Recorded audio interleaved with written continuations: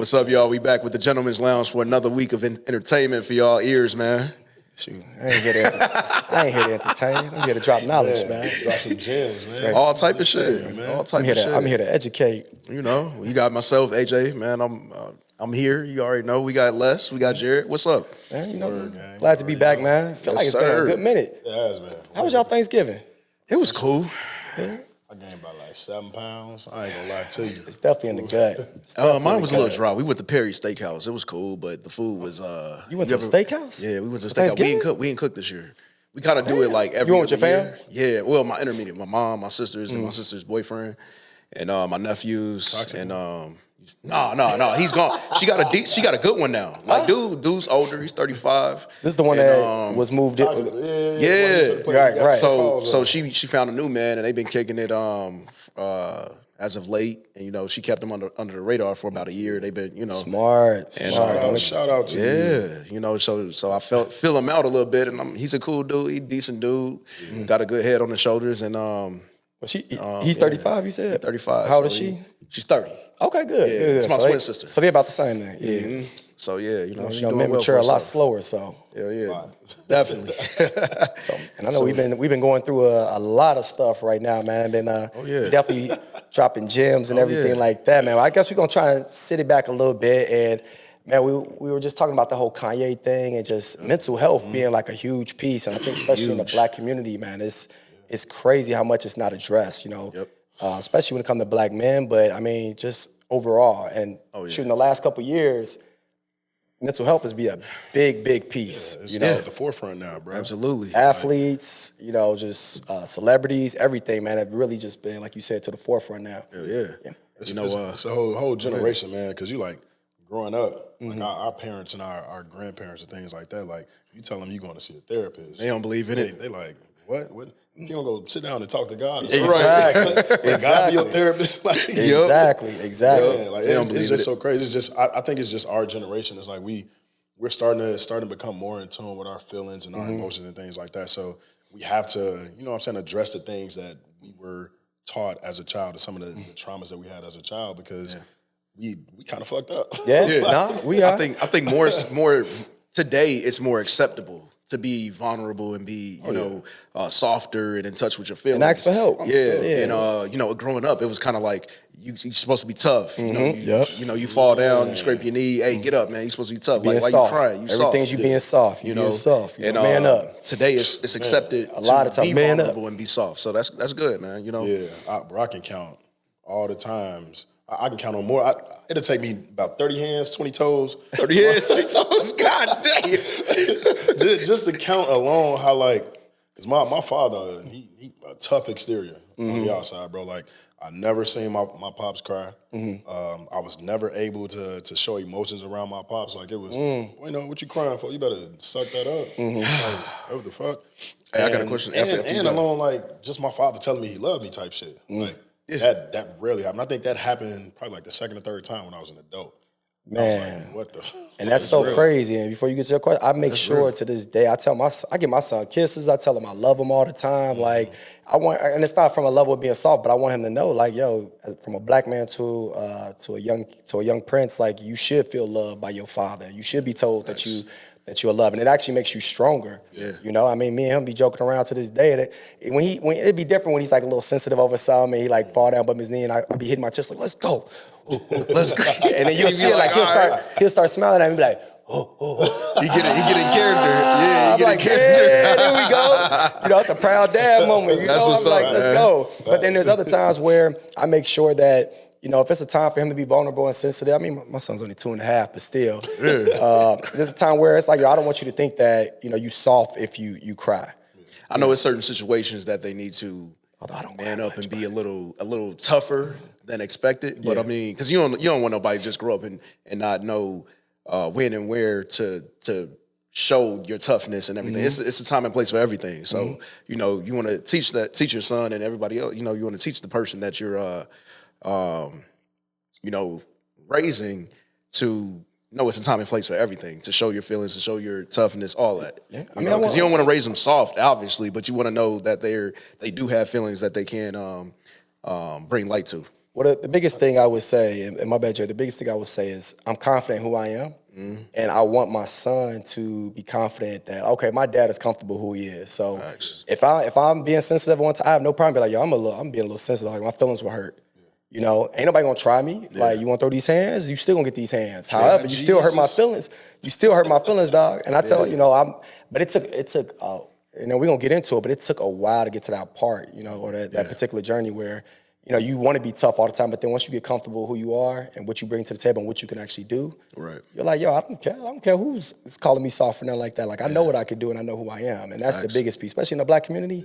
And as a black man, like, being confident in who you actually are. They build us to prove ourselves all the time. And I think, AJ, you and I were talking about this earlier, and Jared, they build us to prove ourselves so much. Like, we gotta earn respect. It ain't given to us, from birth. We praise ain't given to us from birth. We actually have to earn every bit of it. Absolutely. And each social group that you get a part of, you got to earn that respect too. Especially when you're a young black male. Like, you find another group outside your circle or like in another city. Like, they want to know, okay, like, you tough. And trust me, I'm light skinned. They try you. Yeah, they try you at an early age, and then once you get your demeanor a little right and you walk a certain way, they're like, all right, okay, we see that he actually from the city, but that too. They definitely gonna try you if you light skinned. You had that part of it, and then the dark skinned brothers had that nigga, he a thug, or he ain't shit. He going to jail, or he a street dude, or he a thug. You know what I mean? Aggressive. Aggressive. Always angry. Yep. Always want to fight. It was those, ignorant. man. Yep. For sure. So that's a problem that, like, to allude to what you were saying earlier, like, that's just a problem in the black community. Like, growing up, you are taught at a very young age to be tough, and it's like, I get it, but that shit just it's not gonna withstand the test of time. Like, as you become older and you become an adult, because you're gonna go through things, and it's like, okay, I'm feeling this way, but the way that I was taught and the way that I was raised and brought up, I shouldn't feel this way, and I should just have this tough exterior and just figure this shit out and not show no emotion. Like, that's not gonna work. And I think ends up doing the opposite for you. Yeah, mentally, it does the opposite. You get more tough, right? Physically, but then mentally, like, to your point, it starts doing the reverse effect where now you're getting less and less tough mentally because you're confused now. You're like, yo, I'm not supposed to feel this way. So now that I feel this way, now I'm soft. Why am I soft? Now I got to prove that I'm hard again.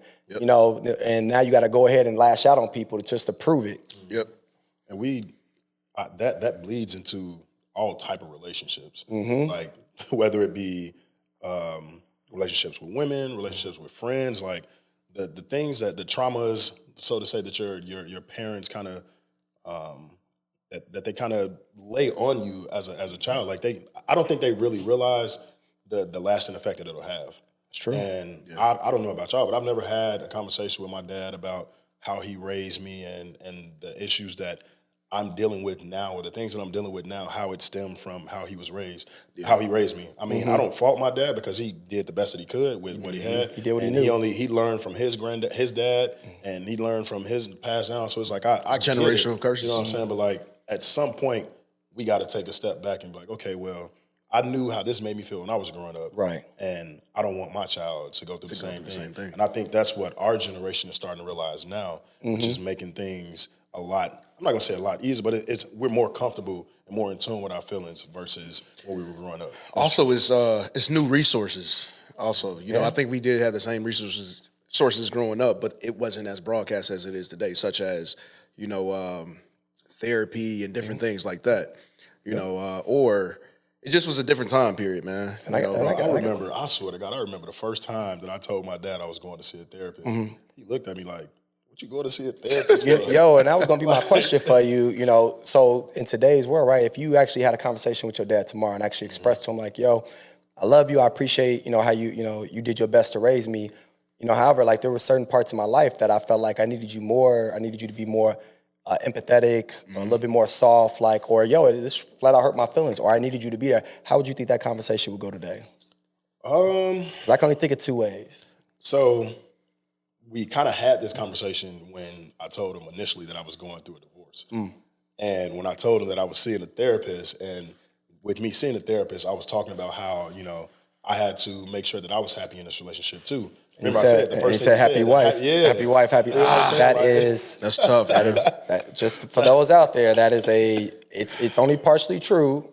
It's a generic response, okay? Like it's not. It's very on the surface. It's much deeper than that. Yeah. But that's the response that he gave me at first. So already I was just like, okay, I can see that we had two different wavelengths. We have two different thought processes and viewpoints when it comes to generation difference, right there. Yeah, stuff. And at the end of the day, the brain is it's a muscle too. Like going to see a therapist and talking shit out and getting these things, these feelings that you have been suppressing for so long, like you need to do that. Yeah, you do.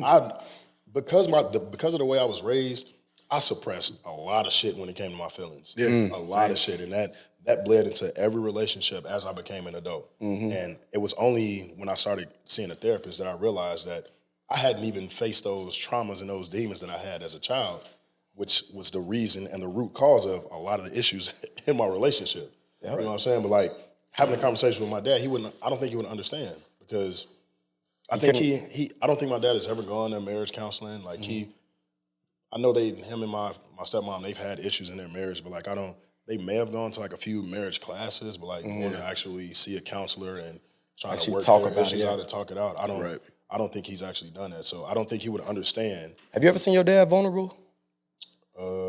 Probably when I was stabbed. That was like the second time he told me he loved me, or third time. He told me Man, that's tough, man. For black fathers out there it just so happens like God, representing for the black dads. Man, tell your son you love him for real because the streets, you don't want the streets to tell them that first. The streets don't love us. Trust me, I've seen a lot of friends that had a lot of promise that didn't have no fathers, didn't have that support where the streets told them they love them first. And they end up giving their lives to the streets, for real. Yeah. Man, I'm sorry to hear that, though, for real, man. Yeah. Like knowing that I know your dad means well and everything like that, but that's the whole point we're making is that being so tough where you can't even tell your son or you think that telling your son is that you love him is a soft or it's a vulnerable piece. Yeah. I mean, that's the reality they used to live in back then. Yeah. And that's not to this day. So and even my bad, I ain't mean no, you good. Even my granddad, like, and I talk to my granddad all the time, like, and my granddad's like 86, 87. And I know he's on his last leg. He's still kicking. And every time we get off the phone, I make it a thing to tell him, like, all right, granddad, I love you. You know what I'm saying? And my granddad never like, I knew he showed me that he loved me, but like actually saying these things verbally, like coming out your mouth, rare. Funny thing. Rare. So I didn't grow up with my father really. Like I think my parents got divorced when I was like 5. So my dad, I mean, he never got my birthday right. So he usually called me like, my birthday is January 22nd. He'll call me like in like March 1st and be happy birthday. Yikes. And I'd be like, wrong. Happy birthday. Sometimes he'll get close. Sometimes he'll just forget, period, So I didn't really have a relationship to my dad until I started playing ball, right? Ironically, they pop back up when they start playing ball. You playing football? They're like, oh, man. Kind of good. Hey, that's my son out there. Good? You got a scholarship? That's my son out there. All right. Hey, it's like the water boy. Hey, Junior. All right. Like, stuff like that. So the funny piece is that when we actually started, by then I'm a man, so there's no developing a father-son relationship when you're a man. Now it's just a mutual level of respect. Like I still respect you as my father, but there's no like, okay, you my dad. Like I can't look at you that way. It's more like, yo, you my father. Yeah. However you want to look at it. So it was one point where he was like, oh yeah, well, I love you. And I haven't heard it because he's never been really around that it was almost awkward hearing it from him. I said it back, but it was like, when you hear it from your mother, it was like, oh, okay, it's enduring, it's this, like you're all into it. Yeah. But when somebody ain't really in your life like that, and they be like, oh, well, just, I love you, it's good seeing you. You kind of just saying the words back like, yeah, I love you too. Love you too. And it was kind of awkward, but it took a while. Me, like I'm really close with my siblings, so it took a while for me to get that relationship with my dad where it was like, okay, cool. We could actually have a conversation, and I could tell you that I love you, and like it can actually be enduring. Most does. That's crazy, dog. Yeah. What about you?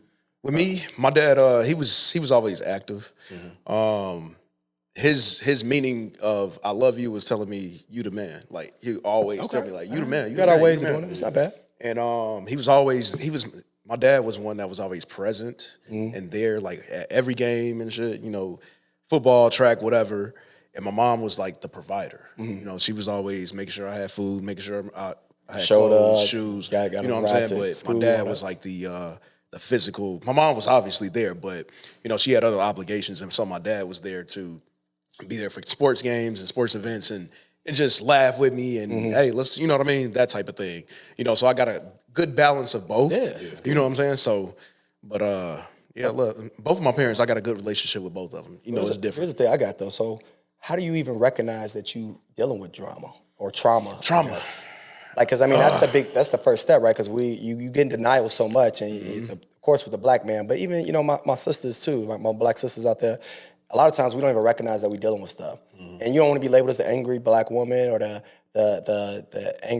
black man that got all these issues, stuff like that. But I guess what's y'all perspective or take on how you even acknowledge that, yo, I'm dealing with something right now. Like, I'm acknowledging, like, man, this is stuff that I have not dealt with. I got a lot of things. Like, this year alone was tough. You know what I'm saying? From jump, from like New Year's Eve all the way to, you know, today. You know what I'm saying? So this year I had my good friend pass, my best friend, you know, brother, Jared knows him. He had a relationship with him. He passed February 6th of this year, had an asthma attack. And the crazy thing is, I was in jail at the time when he... I didn't know you was in jail. Yeah, man, for 4 days. I was in Cook County, man. I'm gonna just talk about it, you know what I'm saying? Like, let's talk about this, because I ain't know. I'm learning something new. You know, I'm not a criminal or anything, but, you know, I had an unfortunate situation where I had a couple traffic tickets in Will County many years ago. I was you made young. it sound like you did some criminal. Criminal? No, I wasn't gonna knock the 4 days because I don't even want to be in jail for. I mean, I've been in holding for like 24 hours. I've never like been in jail. I've been in there. Even one day you don't want to do. So I wasn't gonna knock your 4 days, but you talking about traffic. 4 days, bro. I thought he was gonna say, you know what? It was a mistaken identity, or it was unpaid. You know, I had some tickets. Aggravated battery, whatever it is. But I had some tickets, right? I got them in Will County. I was probably about 23 when I got the tickets in Will County, and I missed the court date initially. You know, I'm young. I'm like, skip that. You missed the court date today. Then I missed the court date again for the second time. I figured you would miss it again today. Missed it again. So then, apparently, I had a warrant out for my arrest back in 2016. Apparently, you did. No, ain't no apparently. I did have a warrant out for my arrest in 2016. Right. I'm literally on the Xbox playing the game with my friend Elsie, Jared, and I think it was raided your crib? Isaac. We was on the mics. We was at the mics. No, I thought they raided your crib though. No. I'm about to tell you. All right, my bad, y'all. So we was on the game playing the Xbox, and the last time I spoke to him was we were all on the game playing the Xbox. I'm like, all right, bro, I'll see y'all later, man. I'm about to check out. So then I go to Mariano's. Tika and I go to Mariano's to grab some items and shit. And I got pulled over because I didn't have my lights on. It's crazy. You know what I mean? So I'm like, man, what they pulling me over for? That's those crazy. new cars today. They got the make sure you lights. put your lights on because auto lights. They gonna get you. The new cars. But I got the auto, but I don't know why it wasn't flicked that day. You know, I got that. I got another story about that. But go ahead. You know. So then they pulled me over and everything. They like, yeah, you know, your lights are off and this and that. And they asked me if my firearm was on me. It was obviously on me, so they took that. And they when I initially knew something was up, they like, hey, step out the car. They took my firearm off of me, and they were like, did you know you had a warrant out for your arrest? I'm like, no, I didn't know that. All right, put your hands behind your back. We about to take you in. Anybody ever says yes? You think anybody ever says yes? No. Even the people that know? Yes. Yes, officer. Actually, I was just wondering when you guys were going to catch me. I just wanted y'all to catch me. So I was waiting on y'all at the door. Yeah, man. I thought y'all gonna catch me a week ago. Man, I didn't expect that. So they took me in and everything. I'm thinking like, all right, I'll be out in a couple hours and shit. And man, I woke up. I was in the cell sleep and shit from about 8 o'clock to 6 a.m. This process is all new to me. I ain't never been in that, you know, that predicament. So you know, I get up. They're like, all right, come on, let's go. I'm thinking I'm getting out, but I'm chained up to 3-4 other guys. So I'm like, all right, cool. We going in a paddy wagon, you know, the little okay. paddy so that's wagon. why they So had I'm like, okay. oh shit, you know, so we going to the transfer big you to house. county. We going to county. So I'm like, all right, it's late as hell. I'm tired. I'm cold. It's February. They take us to Cook County Jail and shit. I'm like, what the fuck? This is not me. I ain't even supposed to be here. You know, so we get booked and everything, and then it's 100 guys out there. You know, most of them street dudes, tough dudes. Throwing up gang signs, all type of shit. So I'm chilling with a couple guys. We talking, telling stories, and why you in here? No, why you here? Man, I'm in here because of this. Ooh. You ain't telling them you had traffic tickets, did you? No, I told him. I was straight up. Like, man, I had a couple traffic tickets. I'm about to be out, bro. I don't know what y'all doing. I don't even know, bro. I've done so much shit. I don't even know what I did. Real. Nobody knew this. So, long story short, man, I see the judge, and they were like, oh, well, this is Will County's you know, issue. So Will County is gonna have to come get you. And I'm like, all right, well, when they coming? They coming tomorrow? Because, you know what I'm saying? They were like, it's gonna be up to 30 days.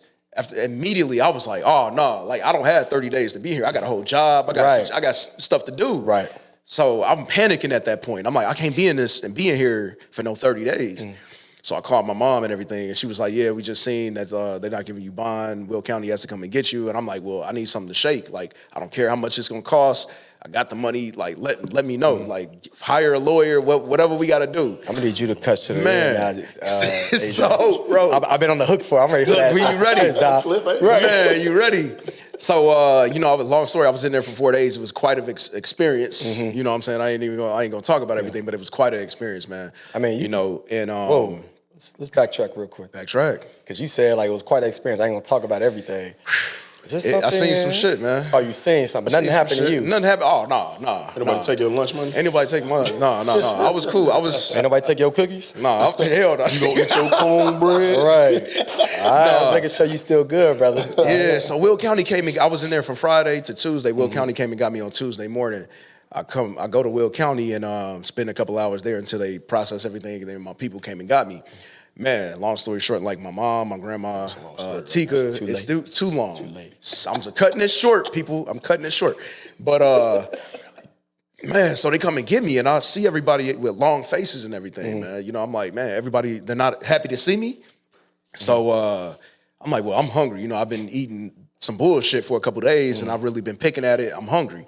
So we go to Portillo's, and my mom was, AJ, I'm just like, I'm still trying to. You still trying to figure this out. I'm giving it to you. But you know, without us getting too off track, because I feel like AJ got a lot more of this story to tell. But I guess the piece that I'm short, saying, man, I heard my man's told me that, you know, my boy passed, and then I just broke down. Like, I couldn't even believe it. Yeah. And then I got my phone back. And the fact that you was in jail at the time. In jail at the time, so I couldn't even have the last conversations with him. None of that, bro. It was tough. That is. Yeah. Tough. And then my grandfather passed literally less than 2 months after that. You know what I'm saying? My dad's dad. It's a lot to deal with. A lot to deal with. And on top of my relationship and things that we were going through. And has that impacted you today? Oh, absolutely. Absolutely. And I started going to therapy after the fact. You know what I mean? And I didn't even think about going to therapy at all prior to until this year. So I seen a therapist after about March, May.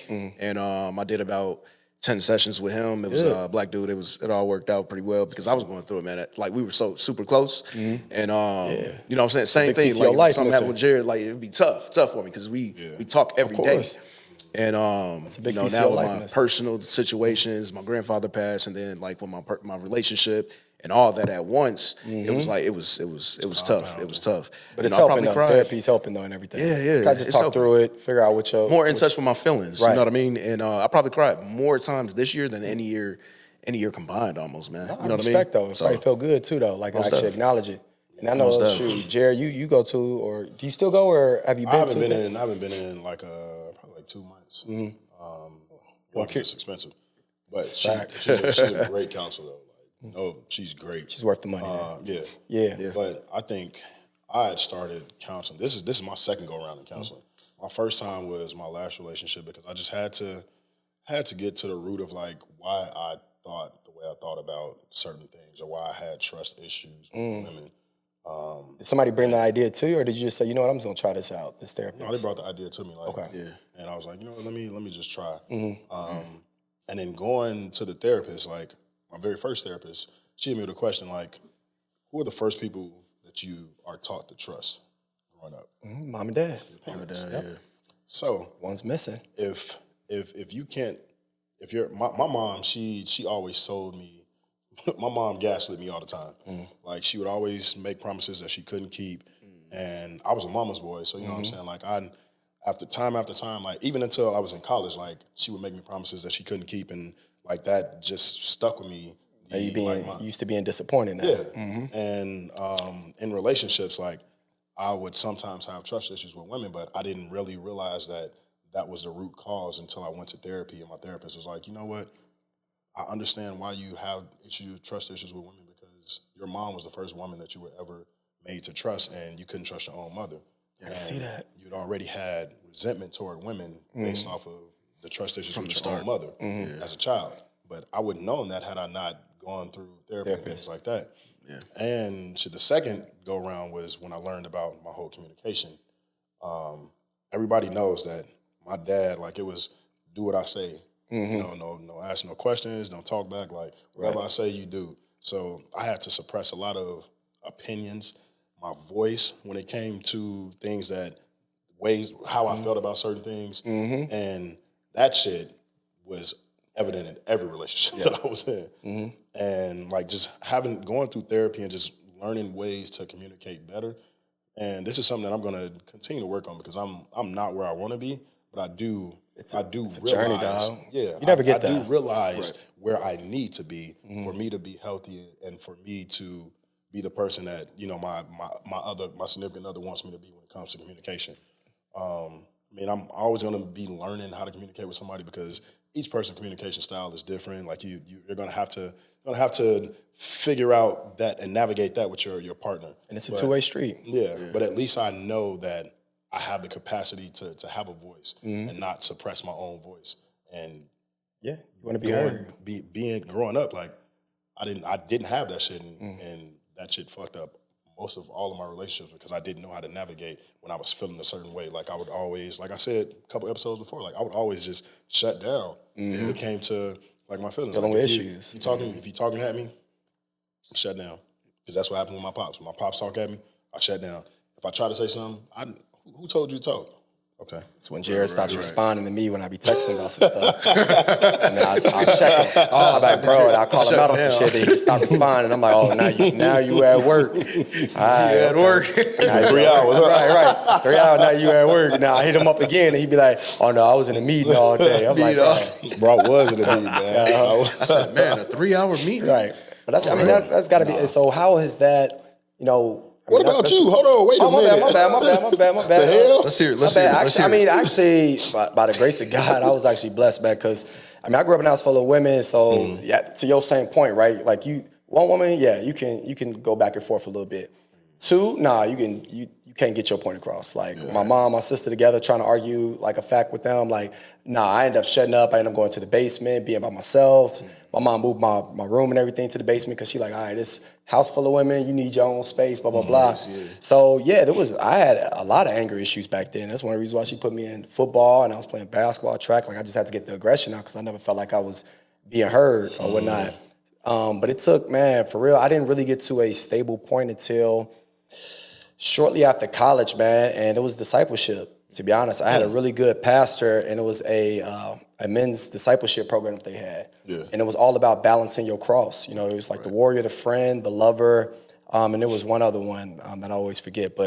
And they actually talk about the different dramas within each and how it unbalances your cross.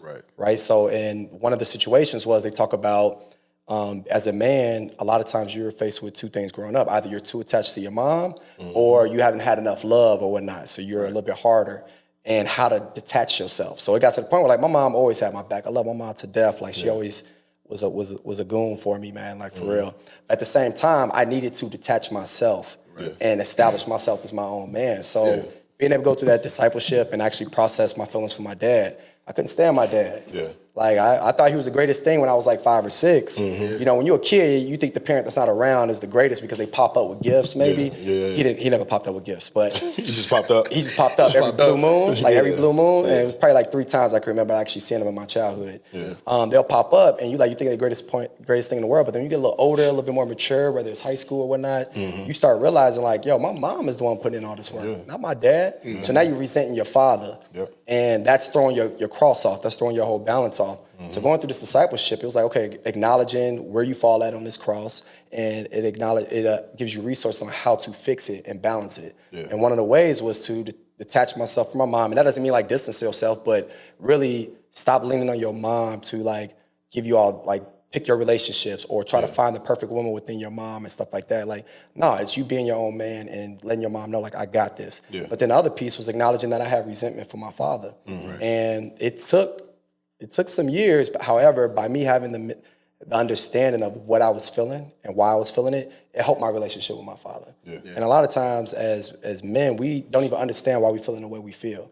My son to this day, like, when he's getting upset and stuff like that, I'm like, oh no, you're angry right now. Like you have to tell them like this is what you are because they don't know. That's why they throwing stuff and everything. Like you're upset, you're disappointed, you know, and it's okay that it's okay that you feel this way. However, like this is how we're gonna navigate this. You know, so he'll literally tell me like I'm upset, like I'm angry right now, and he'll storm off or whatever, and that's fine. Get your moment. You have every right. You angry? That's an emotion. You can't. It's not. You can't stop the emotion from coming. You can only stop. You can only control how you react to that emotion. So if I'm pissed at somebody, I don't have to go off on them. Right, I could just acknowledge like, yo, this person rubbed me the wrong way. I really don't like this person right now. I need a break. You know, stuff like that. So that's what really helped me is that whole piece. And then understanding, man, wisdom. Wisdom is key to a lot of this stuff, y'all. So read, have experiences with people. Acknowledge how you feel. But for real, like I can actually, like if I have an issue with somebody, I'll just tell you flat out, like, yo, I think you should do better, or I don't like this, or I think you should be a better friend. And here's the reason why. You know, like me and my boy Steve, Lord, everybody knows, man. That's my brother. We think it's thieves, but when we used to get into arguments, we like it's where like all your surrounding friend group starts backing away because they're like, yo, these niggas are getting into it, like for real. But then we'll be cool like shortly after. But it got to the point where I'm like, yo, I don't need to argue with you to prove that I'm right. I want to explain to you. I just want you to understand why I feel this way. And how your actions made me feel this way. Doesn't mean I'm right, doesn't mean I'm wrong, and vice versa. But I need you to understand how I got to this point. And once I started having those conversations with friends like that, they started adapting the same thing. Instead of trying to argue with me, they're like, okay, cool, now let's communicate. And you start seeing that it starts spreading with your friend group. It starts spreading to them where it's no longer a reason it's nothing that they're trying to be right or wrong about. They want to be understood the same way I want to be understood. Just hear me out and listen to understand, not listen to respond. Like, I get it. Like if my wife is wrong, like I mean we've gone through our issues, but if my wife is wrong, I'm not here to tell her why she's wrong. I'm like, hey, I just want to understand how you came to this conclusion. What actions did I do? Doesn't mean I'm wrong, but what actions did I do that, you know, kind of impacted you in this way to make you feel like, or make you feel insecure, or make you feel that. And once you learn that, it helps you navigate your relationships better. It helps you communicate with your partner better. Where you're just like, yo, I can see this is a trigger for you. That's not how I meant it to be. Like, I didn't mean for me to bring up this particular person and just be like, boom, like a trigger for you. And then once y'all get to that understanding and really listen to understand, it's a little bit smoother. And it's not a one size fit all. Like, you have to practice at it. No. I'll take that and put it in my back pocket, man, because I'm gonna need that. So, question for real: have y'all ever taken the 5 love language quiz? Yeah, there's a. First off, wait, hold on. All right, go ahead. So, I've taken it. I mean, everybody knows that like they rank your love languages based off of you know what appeals to you and what appeases you. But I think I was reading something about the reason why those love languages are the top or where they are ranked at is because that's what you lacked when you were growing up. And when I looked at my results. Like, I think my first one was quality time, and my second one was words of affirmation.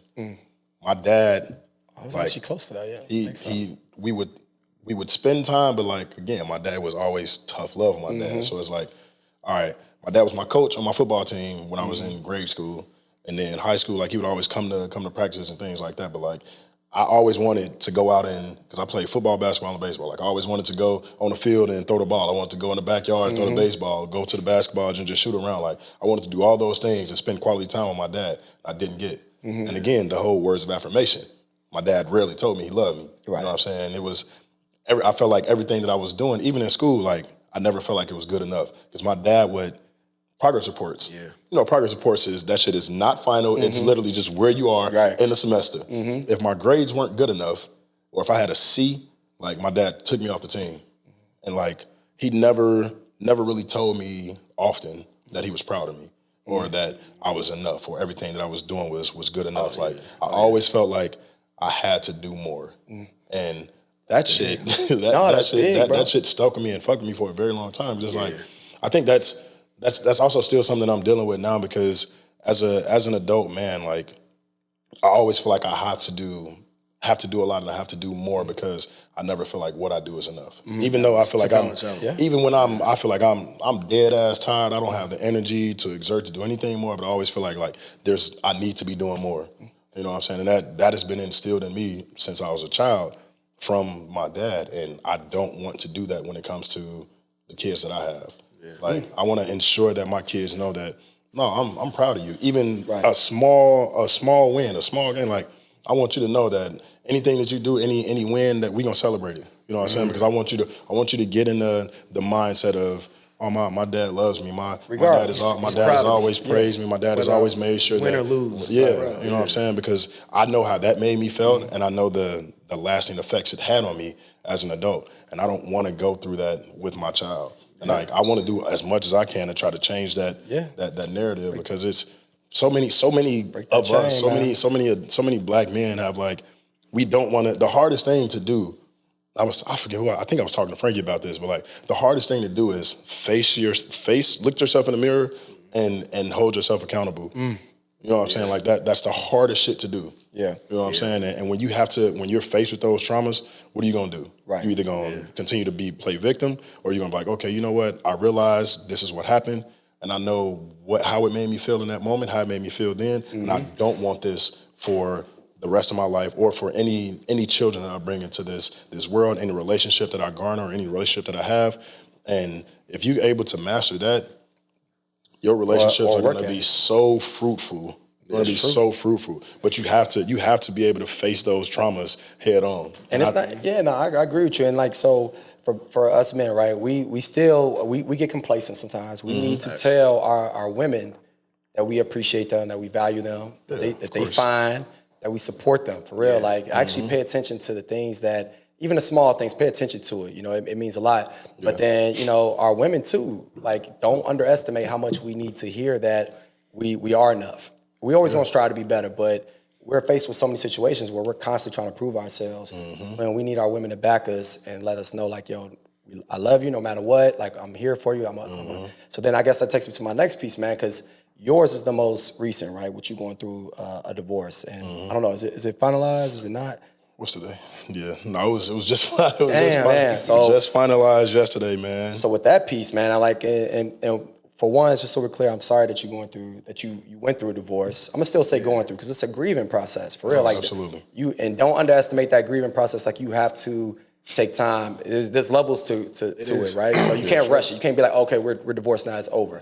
You know, no different than a breakup, no different than somebody, you know, a long relationship, or, you know, or even somebody passing in your family, like your friend. There's a grieving process, and you have to allow for that process to actually happen. But I mean, everything that you know now, man, I mean, I'm just, dog, how is it through the divorce, bro? Like, with you going through your past traumas, and she got her past traumas too, I'm assuming. I mean, you know her way better than me.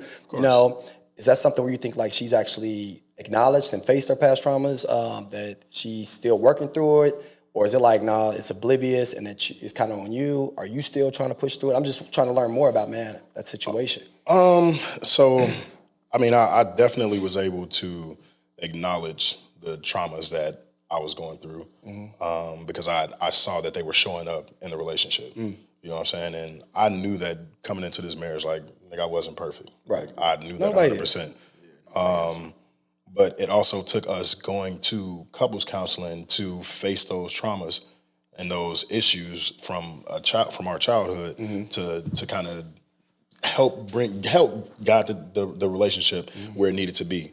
How we both started, how we even, you know what I'm saying, back in the pods on the show, like, we basically were trauma bonded, you know what I'm saying? Because we went through a lot of shit as kids, like. It's like two toxic people getting together. Yeah. Like Bobby and Whitney, and not making light of that situation, but to that point, right? Like, yeah, y'all in love, but y'all are coming to the table with issues that y'all haven't addressed. And now y'all trying to join your lives together. Woo! Now that I think about it, that's tough. Because if two people join their lives together and haven't dealt with their issues, or still trying to work through their issues, and then trying to figure out why it's not working, well, shoot, I gotta take on your issues, you gotta take on my issues, my drama, my baggage, and now we're still trying to work through this at the same time. Yeah. And still learn each other. Like, it was a lot, you know what I'm saying? Because I say this time and time again, like, we were fitting years, you've been married for 5 years. Almost 5 years, yeah. You know what I'm saying? And we try to fit that in a year of marriage. Duh. You know what I'm saying? And I was reading comments, man. I was reading comments a couple weeks ago, whatever.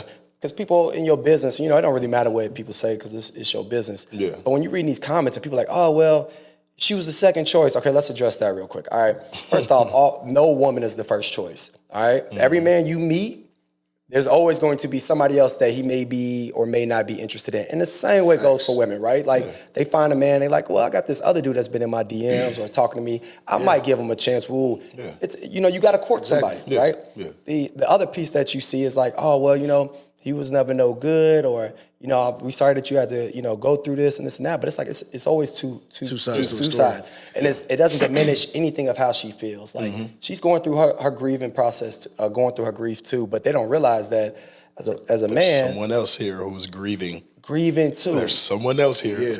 and that's tough, bro, and I feel for you. And the fact that it takes 2 signatures for that divorce, just so y'all know. Facts. Like there's no like, oh, well, you know, it didn't work out, blah, blah, blah, you know, and I'm just gonna sign this paper and that's it. No, it gets to a point where 2 people have to actually agree. Right. Now, whether one person wanted it more than the other, or one person, that's different. You know, I don't know. I don't know that situation of like who actually wanted the divorce or who actually initiated or talked about it. So I think we talked about it. What was that? First couple episodes, like it was a mutual understanding. You know what I'm saying, that we're gonna go down this road and decide to get this divorce. But I fully was prepared to continue to fight based off of, in the back of my mind, like I always had it that, okay, well, I knew coming into this that everything about this relationship and this marriage was unorthodox, from jump.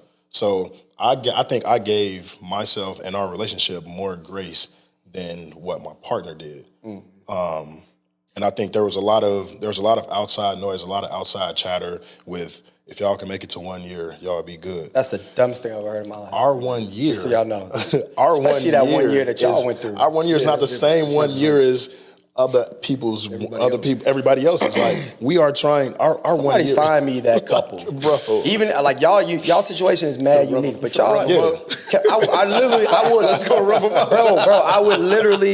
I would ask for y'all to come on this podcast. That couple that said like, yo, after 1 year things were just great. Smooth. No, that 1 year things are actually the easiest in that first year. You know, maybe it get a little rocky. Their situation is different because you're cramming a lot. It's years 2, it's years 3, like. You joining a life, and then when you get hit in the face with some type of, you know, whether it's personal or whether it's actually in the marriage, when you get in the face, that's a test. Of like what y'all willing to do and how y'all willing to fight for it. Like me and my wife have been through it. Like when we're engaged, we've been through it. Like, I mean, she's a strong, amazing woman, but we've been through it for real. And even to this point, like we gel so well together because of what we've been through. It's the beauty of the struggle. And at the end of the day, God is preparing us. I tell my wife this all the time when she's like, here's a gem for y'all, right? One time my wife was like, man, you know, after we made up an argument some time ago, she was like, I just feel bad, because sometimes I'd be like, you know what? I just be thinking about divorce. I said, that's okay. That's normal. That's normal. It's normal. It's the first thing you think about is fleeing. When you get into like that's the first thing, no matter what situation. It's easy to run. It's easy to run. It's so easy to quit and run and be like, you know what, forget this. I ain't about to put up with this. Whatever, I'm done. I said, baby, it's okay that you feel that way. I said, there's been times that it popped in my mind. However, I already knew in my heart, like, no, I'm in it. When I made that commitment, I'm in it. I'm gonna fight for this. Like, and that's what. And me being able to express to her that it's okay that she feels that way, like it made us that much stronger. Like, of course you wanna flee first. For me, 1 year, dog. Once again, y'all, whoever DM us and tell me like, yo, after 1 year we knew we had it. People get divorced after 20 years. Yes. People get divorced after 10 years. Like and it doesn't mean you a failure after like 10 years or something like that. It's just if y'all both truly felt like y'all gave it y'all all, and at this particular time, like y'all just not the same people y'all were. Right. It's okay. It happens. It doesn't mean you're a failure. The point is that y'all tried. All of that. But 1 year, I low-key want to fight you. And a non-traditional. I've been through too much for somebody to be like, yo, 1 year, you get through 1 year, y'all good. It's like, you can't even get through a business. You can't even run a business for 1 year and be like, I'm good. True. Go ahead, Jay. Non-traditional 1 year at that. Right. Yeah, that's right. Non-traditional. And like, I've had people like, there's people on social media are wild as hell, but I've had people like DM me and was like, yo, like I've been married for 10 years and it's still, it gets better, but it's not easy. Like 10 years and we still having issues. We're still like, we're having problems. That's going to be part of the marriage. Like nothing's going to be easy, but is it going to be worth it? Is the real question.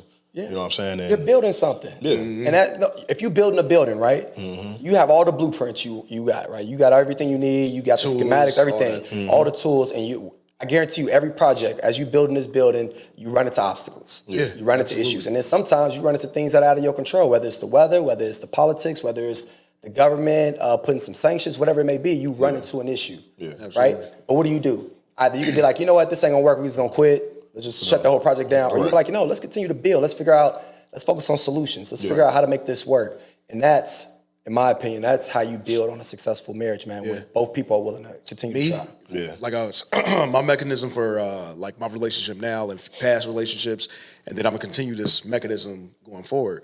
It's like what we go through, it's all learning experiences. Mm-hmm. So what is it gonna take for you to, if like, I feel like if you give up on me, then that's all I need to know. You know what I mean? Because we go through trials and tribulations and go through things, and you're supposed to learn and adapt and grow. But if you're ready to jump ship and give up, then I don't want to be a part of it. You know what I'm saying? Because I'm not going to give up on you, and I wouldn't want you to give up on me. You know what I'm saying? So, and I feel that in your situation, that truth be told, Ayana gave up. You know what I mean? And you felt that you wanted to keep it going, and you weren't going to give up. You know, and in that situation, I felt that she did, and I'm sure in other people's situations that they've, women or men or women, they gave up, and they gave up on that person. Then that's gonna take a lot of 1 year. No, you're right. Y'all squeeze in 1 year, man. It's a crash course. But my whole thing is, it's like, this whether you're a man or a woman, if you are willing to quit now, then we should have never been together in the first place, because what we facing today is nothing. Compared to what we're gonna face years from now. Trust me.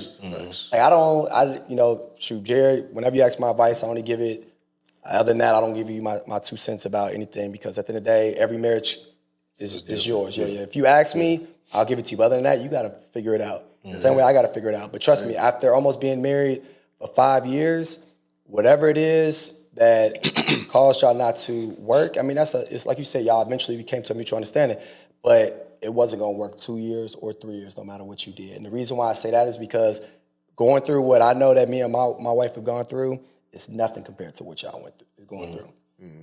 Trust me. Because it's too many years invested, it's too much it's time. It's too many years. Too many much incidents. Too many, bro. Like, where you just like, when you see somebody like, a couple break up or something like that, oh, well, he DM'd this girl, or, nah, man, my girl got in a car with another guy, and this and that. It's like, that's messed up. That's it. That's it. It's the same thing. That's it. Like Jared could tell you. Marriages don't fail off of people getting in cars or DMing somebody like that. Yeah, it's usually like finances. Trust me, finances is a huge piece when it comes down to marriage. Very big. Yeah. Like infidelity, but that's not even the number one cause. Right. No. You know what I'm saying? Right. And not to mention, you got to think about like this. We're still trying to learn women. There's no master plan of learning women, and there's no master plan for women learning men. And I feel like there's a lot of things that men are going through, and there's a lot of things that women go through that a lot of times we're selfish. They're thinking it's all about us. Like, nah, you just don't get me, you don't get me. And it's like, yeah, they don't, but you need to try to understand them too. Right. Like it's a twofold thing. It's a two-way street. And there's the pressures that women face, we would never understand to the fullest, right? Because we're not a woman. Right. And the pressures that men face, I could be honest, like, we're gonna keep it a buck, it's the gentleman's lounge. There's things to this day where I'm having conversations with my wife and we're debating, and I just be like, you know what, you just don't understand. What I'm trying to express it to you, but you just don't understand. Right. Because and it's really reason because you haven't gone through the same thing that I've gone through, because I've gone through these things as a man. I haven't gone through life as a woman for me to relate to some of the things you go through. So I try not to like belittle some of the stuff my wife said. Like she'll tell me sometimes, you trying to belittle my emotions? Sometimes I just be practical, like, yo, come on. But other than that, it's like, yo, you can't truly understand. I'm trying to help you understand, but you are so fixated on what your position is as a woman that you can't understand the pressures that, I mean, we were talking about it earlier, right? The suicide rate. A lot higher in men. Yo, men are soft mentally. Let's be honest. Like women can endure so much mentally, right? We're built to endure things physically. But mentally, let's speak on just an example. If a woman cheat, oh man, we going crazy. We like, oh, what the? Because this man was. I'm gonna get rated R with y'all. What's the first thing y'all think about when y'all hear that y'all woman cheated on She sucked a nigga dick. Thank you.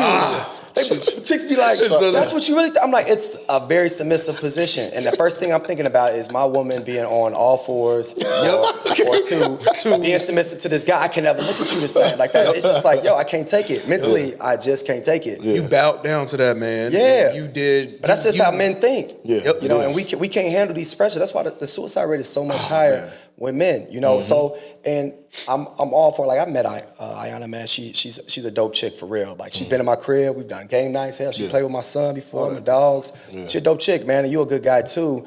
At the end of the day, man, it's like both of y'all got to try. Yeah. And if y'all both willing to walk away from it, cool. I would never tell y'all different. You don't never want to force it. But at the end of the day, man, I can speak for you, dog. You a good dude and you try. And she's a good woman at the same time. But if y'all cramming all this in a year. Yeah. So, I mean, I don't know how deep it goes, man. You know what the thing is, though?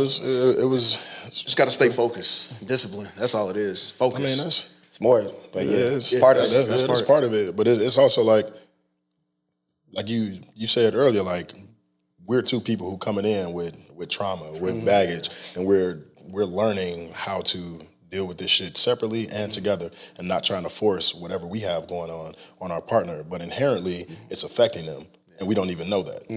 And it took me going to counseling and therapy to realize, okay, well, this shit that I didn't think about is a reason why my communication style and skills is differently, because oftentimes we were speaking different languages, like all the time. Yeah. And one of the latter sessions that we went to was like, she was like, okay, I want to say something.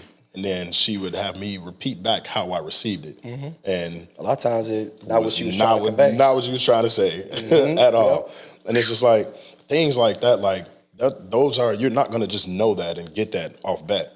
You know what I'm saying? So after therapy, do you think that, and this is just strictly your opinion, of course, after therapy so far, do you think that you have a better do you feel like she's expressed her understanding of her shortcomings? And then two, do you feel like you have a better understanding of yourself today more than she does of herself? He's always gonna have more understanding of himself before I think I do, because I'm more self-aware now. Which is key. I think at the time, because I've had to sit with myself, and I've had to sit with my emotions and look myself in the mirror and just be like, what did you do to, because for every action there's a reaction. Yeah. You know what I'm saying? So what did you do to cause things to snowball like this, or a reaction like this? Right. So having to do that and having to sit there and face that, like, it gave me a lot of clarity on us and my shortcomings.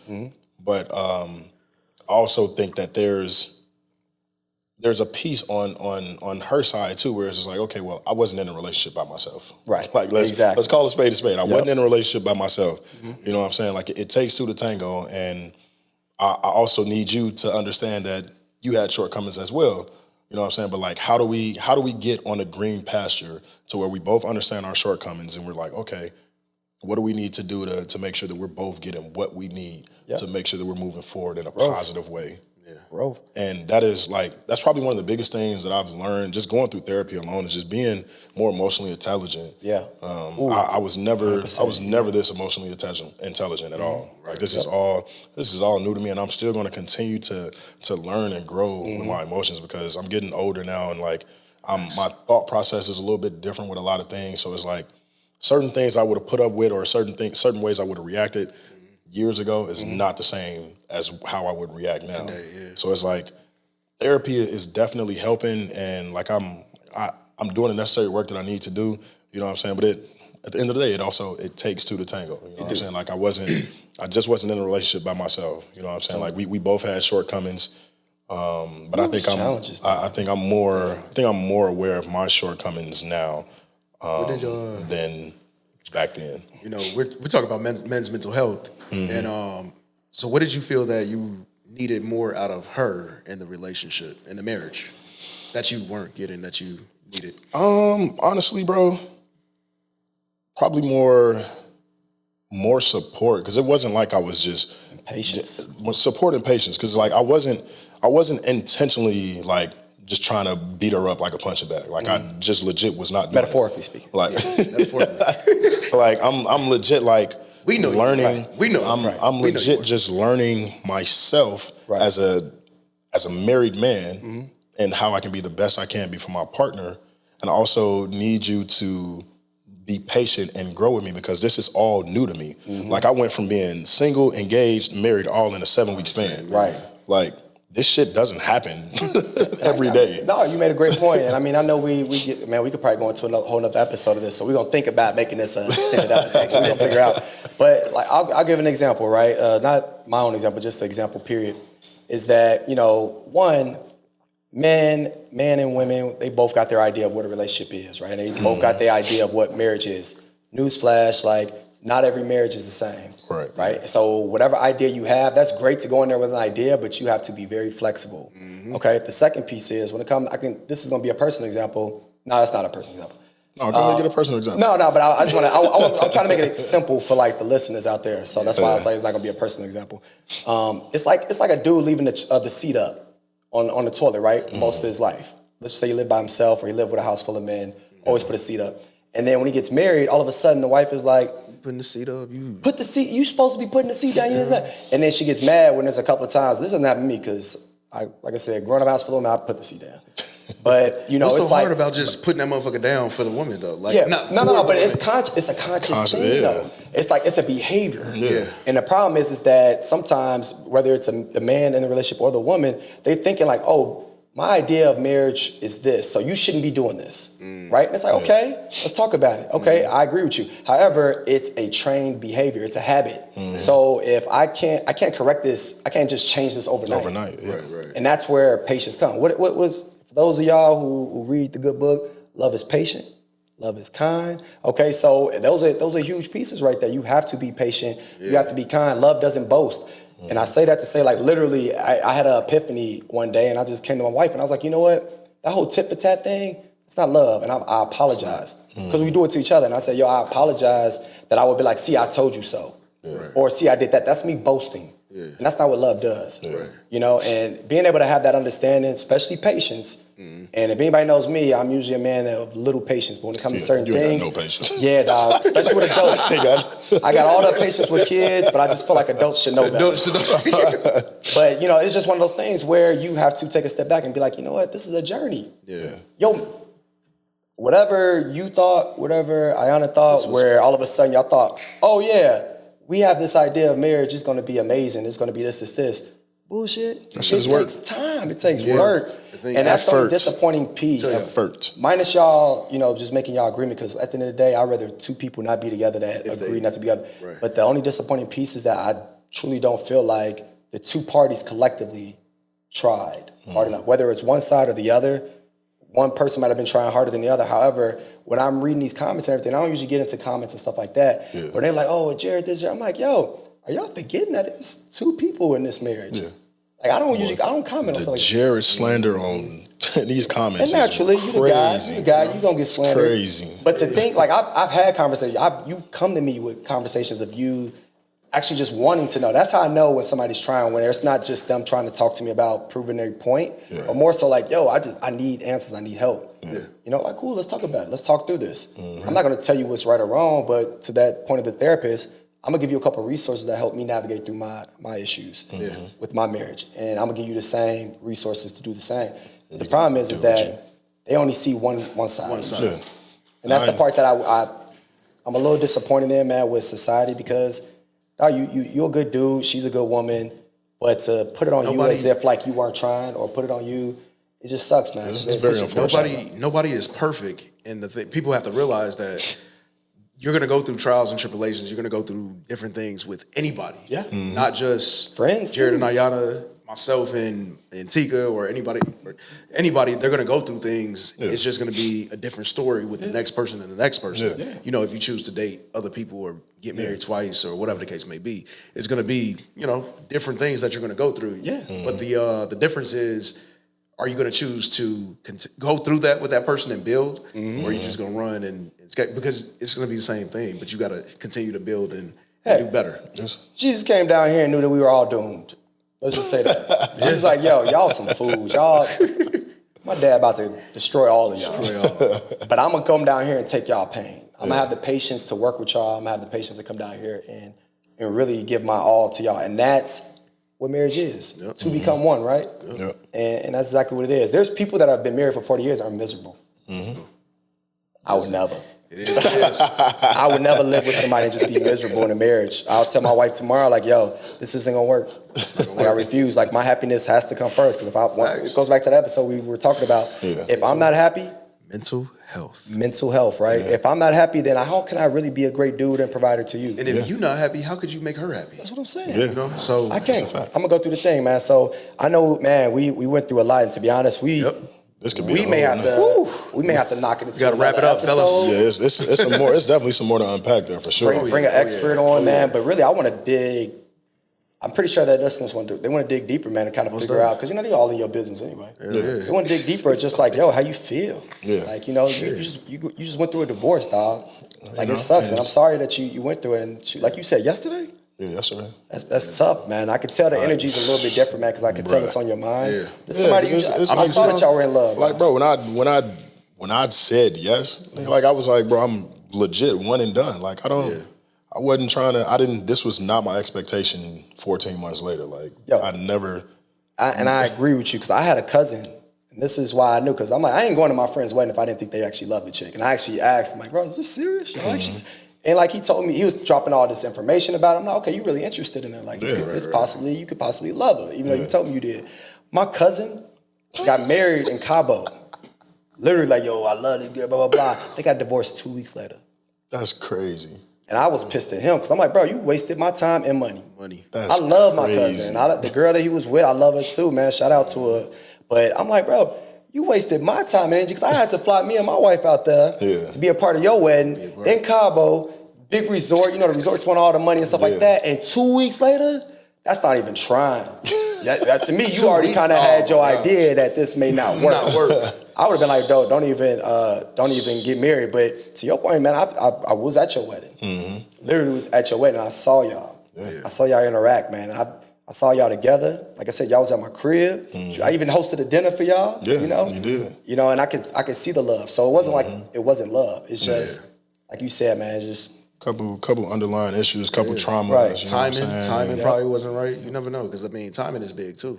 So That's true too. We may have to extend like I said, episode. We probably gonna have an expert on, man. Shout out to my homegirl Bianca. She got a whole company, man, about just being a therapist and mental health and things like that. So if y'all got any questions, if y'all like, yo, Les, AJ, Jared, can y'all talk more about this when it comes down to mental health, whether it's the man's perspective or the female's perspective, like, man, drop it, man. We'd be happy to give our feedback, our insight, or just our experience about it, because don't underestimate it, man. Mental health is definitely important. I think that's where, even before it became a highlight in society, that was very important to me, that if I wasn't happy and if mentally I wasn't there, I can't give you more of me if I'm not happy. And if I'm not at a good place. So it doesn't even have to be a therapist. It could be a spiritual counselor. It could be a friend, like a true friend, not one that's just going to tell you right or you wrong, but more so listen to understand and really ask more questions to learn more about why you feel this way, and give you the resources to navigate through these issues. The first step, man, is acknowledging that there is an issue.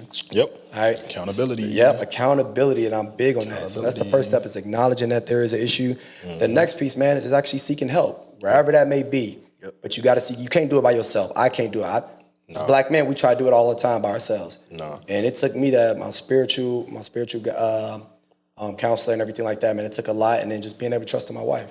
So we appreciate y'all listening, for real, man. I know it got a little serious. We can't be joking all the time. We're dropping little jokes, but for real, man, shout out. So we want to just say, man, Fabre Studios, appreciate you, dog. Yes, sir. You can find us, the Gentleman's Lounge, Gentleman's Lounge, Bald Ass Les. You can catch me, man. Less is more. However you want to look at it, man. Shout out, Greg Goose.